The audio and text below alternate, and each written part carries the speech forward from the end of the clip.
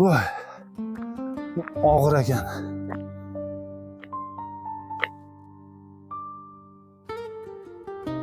Hamma gaz izlab yuribdi.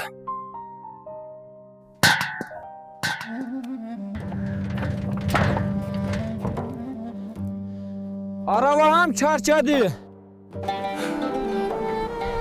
Qishloqda yashash oson bo'lmadi. Gaz balon to'ldirib kelishibdi. 40 kun deganda qo'shni qishloqda borib olinglar. O'zlari olib kelmaydimi? Qachon olib keluvdi-ki? Endi olib kelsa, faqat borib olib kelamiz-ku. Bolalarimiz sovqotadi.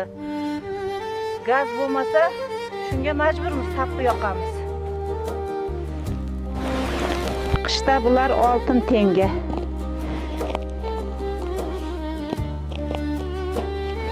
Gazni tejash kerak.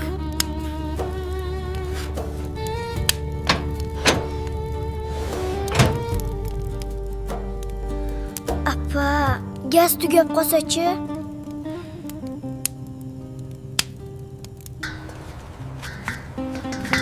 Ehtiyot bo'linglar, sekin ochinglar.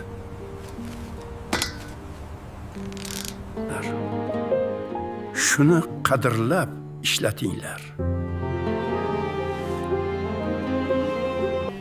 Qishloq hayoti shu.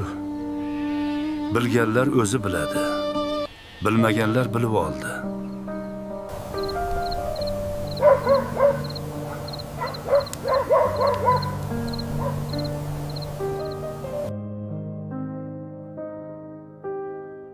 Bu yerda tong ham erta uyg'onadi.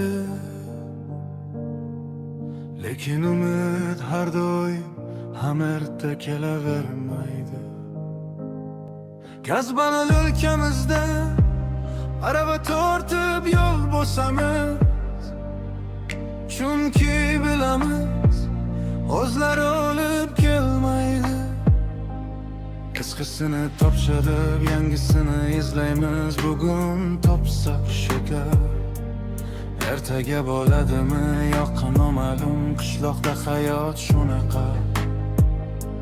Sigir sog'iladi, peshka yoqiladi, gaz esa ehtiyot qilinadi. Bitta balon bilan ikki oy yashash, bu hisob, bu sabr, bu chidam.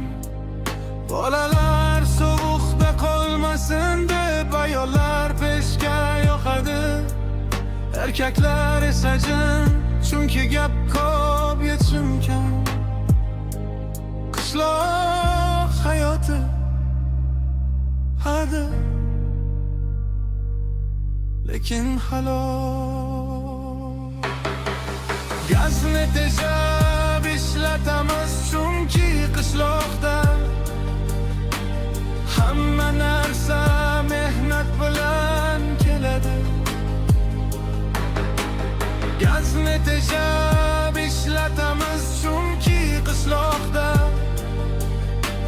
hamma narsa